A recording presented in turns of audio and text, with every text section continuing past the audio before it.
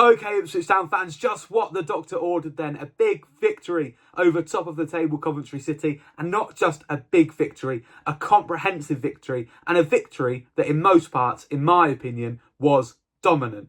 My name is Harvey Bell. Welcome back to the channel. If you are pleased with today's result, please do smash that subscribe button down below.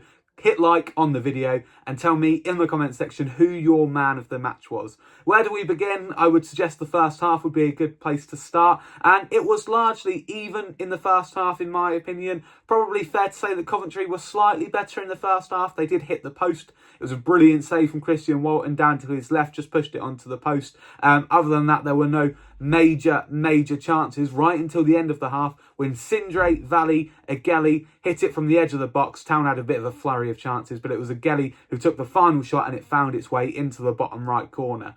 If you're asking the question, where's Walle? I'm here to tell you that he's arrived at Portman Road in Suffolk and he is living up to that price tag that we paid in the summer. 2 goals in 2 games and the Norwegian has fully arrived at Ipswich Town. I've been very impressed with him lately.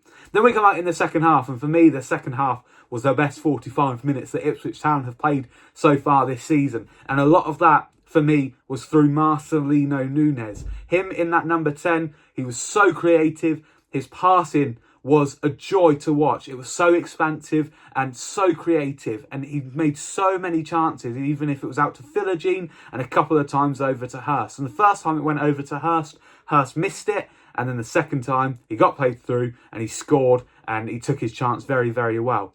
Then obviously Town sat back a little bit to try and see out the 2-0 win. Coventry came forward a couple of times but didn't really muster too much. Anything they did create, Christian Walton was there to save, and he had a brilliant game. If Marcelino Nunes wasn't your man of the match, I'm going to guess that Christian Walton was. He was superb again today, and he's been superb pretty much since he came in for Alex Palmer. He's a top goalkeeper at this level, and we're very pleased to see it.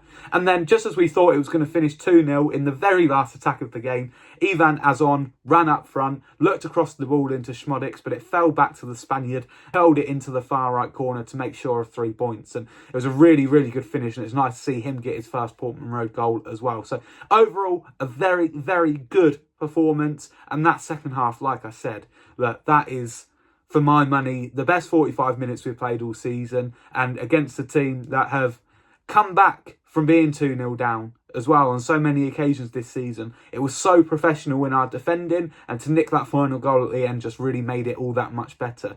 Look, it just shows, doesn't it? We've spoken in recent weeks about when teams come to Portman Road and they sit back, it's really hard for Town to break them down. But fair play to Coventry. They came, they had a go, and that left Town space, and we exploited that so well. We took full advantage of those extra pockets of space, and we created more chances. And I just think that's the thing. We showed today that the quality is there. We've spent money on quality. It's now just about finding a way that we can make that quality show in those games where teams come to us and they sit back a little bit more. But we've shown that against the best team in the Championship so far this season, we were vastly superior. And look, Coventry, it could have been a different game had they scored that first goal, the one that hit the post in the first half.